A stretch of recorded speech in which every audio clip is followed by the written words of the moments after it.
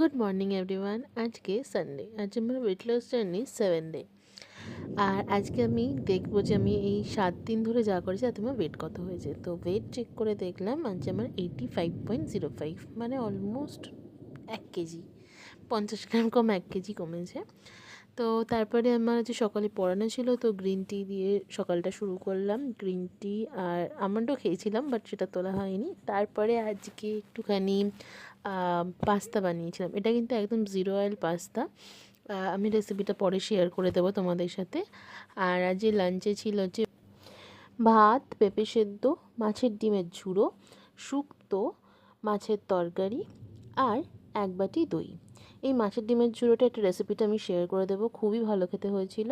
তারপরে বিকেলে রেস্ট নিয়ে আমি যোগা করতে গেছিলাম, অ্যান্ড দেন আবার ফ্রেশ হয়ে রাতের ডিনারে ছিল হচ্ছে রুটি আর ওই ডিমের ঝুড়োটা, আর তার সাথে ছিল হচ্ছে মাছ আর স্যালাড।